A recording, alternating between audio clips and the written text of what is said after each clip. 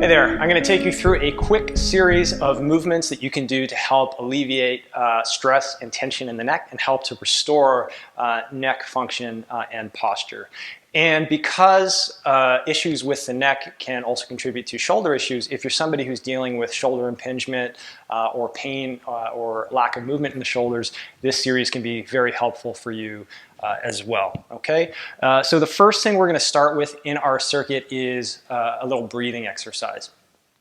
So very important that we're breathing with the diaphragm.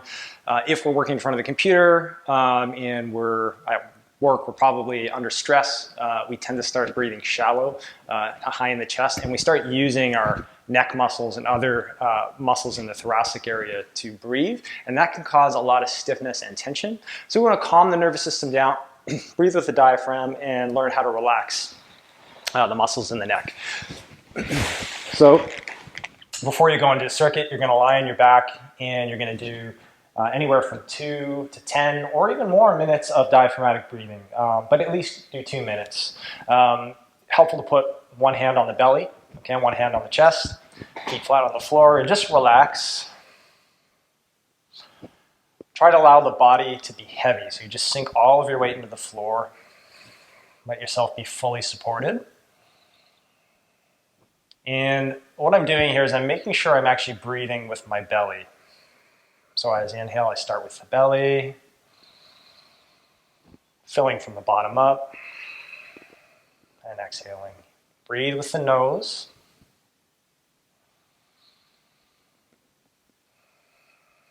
Keeping the tongue on the roof of your mouth is very important, so swallow. See where the tongue goes and just keep it there throughout.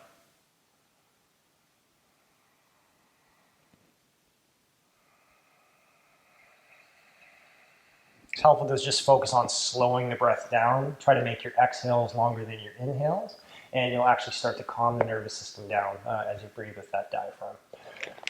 After you've done about 2 minutes of your diaphragmatic breathing, you should already be feeling calmer. You may even notice that some of the tension in your neck has started to subside. Once you've done that, you're going to go into neck rotations.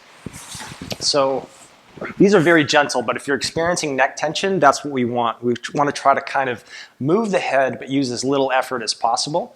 So we're going to do a set of 10 rotations to each side. Now, if you're feeling pain, we're not going to do these alternating sides. We're going to do all of the rotations to one side. Okay, so I'll do 10, and I'm going to use my eyes and look, and roll my head on the ground to look over my shoulder.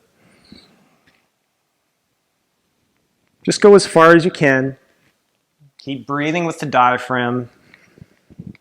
Use as little effort as required. And once you've done your 8, you can go and do the other side. Okay, very important to not move into pain. So if you find that there's any pain, just stop shy where that pain kicks in. Okay, and that's not just to avoid injury. The less you feel pain during your neck movements, the more you're actually going to calm down the nervous system and open up your range of motion. So pain is inhibiting. We want to move with comfort and with safety to actually help the nervous system calm down, okay?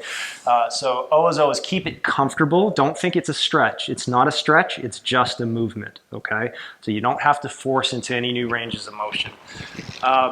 From there, we're gonna go into chin tucks. So very often, we'll feel tension in the back here. Again, if we're sitting in front of the computer, the head is reaching forward, okay? When that happens, we weaken the deep neck flexors, which actually deactivates the core as well, right? This anterior chain sort of starts in those deep neck flexors, right? So you notice if I flex the neck, my posture improves, right? So we're here, okay? And these muscles are getting stretched, and these ones back here, they get kind of short and tight. Very often that leads to tension headaches. And we forget that our head isn't supposed to sit in front of us. It's supposed to stack on top of the spine, okay? So very often this one will do wonders. Oh, and the last little thing about that, right, is if your head is forward here, now you're going to develop a lot of tension here, because now you're using a lot of these muscles here to try to keep your head up, right? Your head is pretty heavy, it's like 30 pounds. When it's stacked, it weighs a lot less. When it's out here, it's putting all kinds of pressure on the cervical spine and the low back, okay? So let's undo some of that computer work, okay? And you're going to do a set of 8 chin tucks, and we're gonna hold them for 10 seconds, okay? So I'm gonna look down at the chest. So I just moved my eyes, I kept the head on the ground, and I'm gonna hold for about 8 seconds. And it doesn't look like I'm doing much, but I am. And you're gonna feel these deep neck muscles. You also feel your core, it wakes up. As I said, deep neck flexors are tied in with the anterior chain, okay? So strong neck equals strong core. Okay, after about 8 seconds, you relax, and then you go back in. Sorry, after about 10 seconds, you relax, and you go back in, look at the chest, and breathe. Make sure we're using that diaphragm, tongue and the roof of the mouth.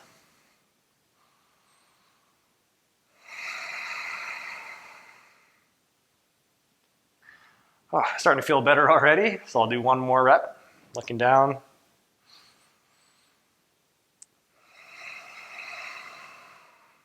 Breathing. Notice the eyeballs, if you move, look down, your chin just follows. You don't have to think about the chin tuck. All you got to do is pretend you're trying to see a ketchup stain on your shirt, and you'll go into a chin tuck, okay?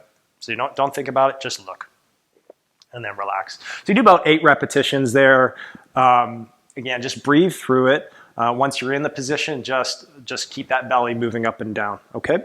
After we've done the chin tucks, we'll move into egg rolls, okay? So in the egg roll, we can actually carry the chin tuck right into this to help continue to wake up the anterior chain.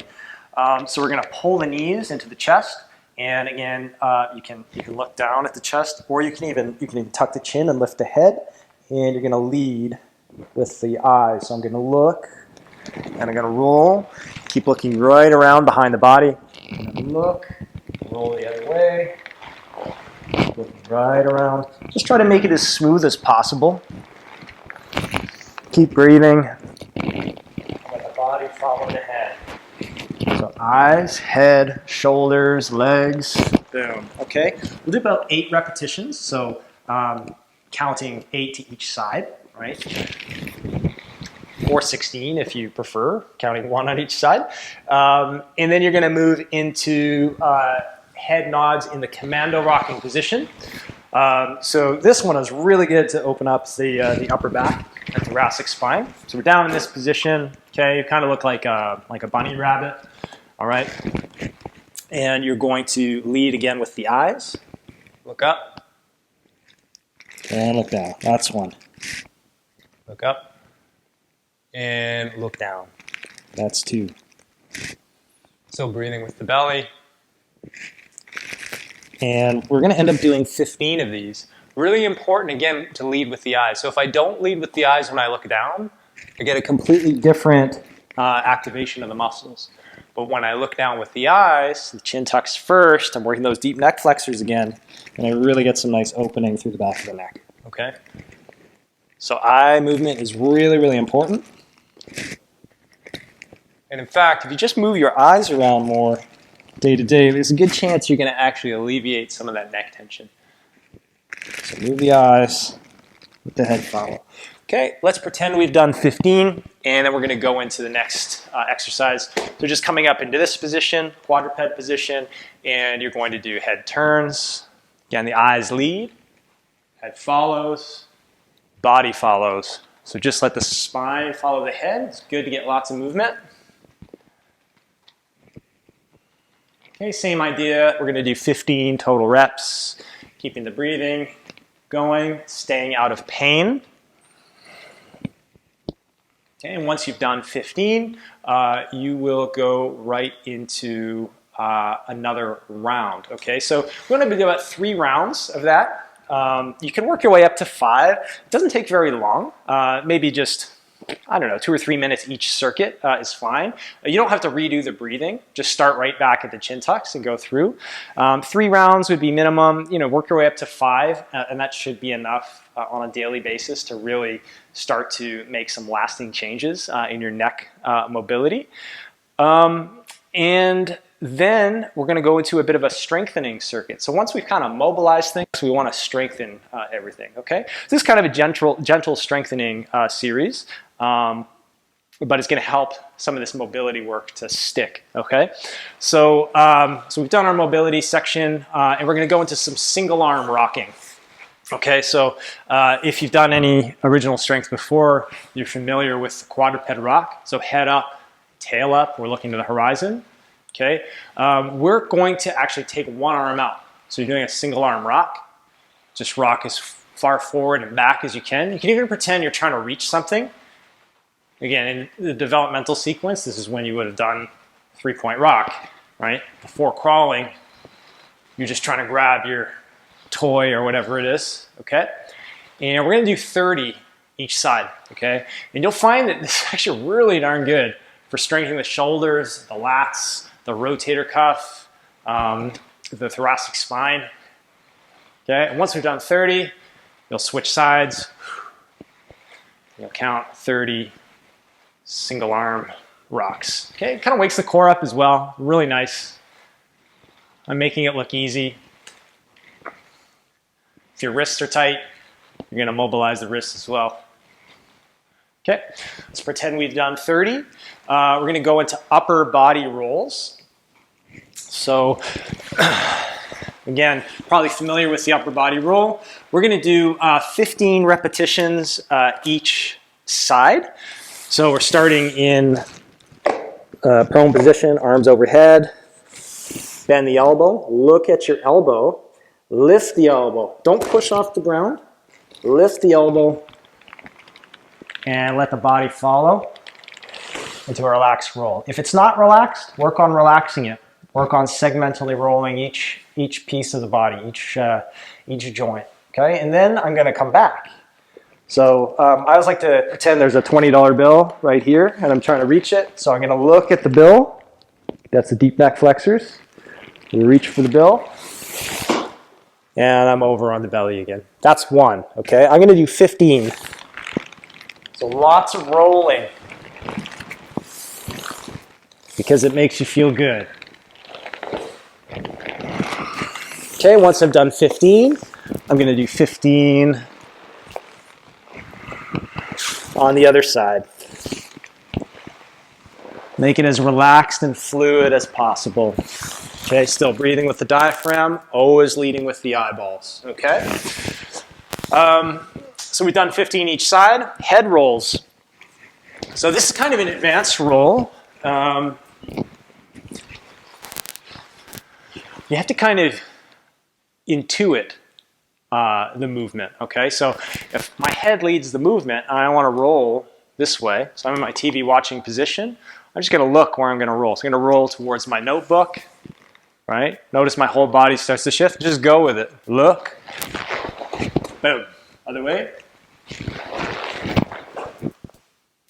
That's one each direction. 2, lead with the eyes. 3, 4. That's the best I can describe it. Intuit. All right, let the head go, eyes go, body. Oh, you can switch midair, right? It's all about the head. It's all about the head. Boom. Okay, so lots of neck and head control in this. Kind of supreme head control exercise. All right. After head rolls, you're just going to go into the baby crawl. Okay, nice and gentle. You'll do about a minute. So in the baby crawl, we're keeping the head up, the eyes up, drag the feet. I like to go slow because you have to own the movement. You'll feel your core, feel your shoulders. Still breathing with the diaphragm. Okay, it's about a minute of the baby crawl. That's one round, okay? If you could do at least 2 rounds of the strength circuit following the mobility circuit, that's great. If you're still in pain, stay away from the strength circuit and just do the mobility circuit. And when the pain subsides over the days, then add in the strength section after, okay? So that's it. Hope you enjoy this. If it helps you out, please let me know. I'd like to know, all right?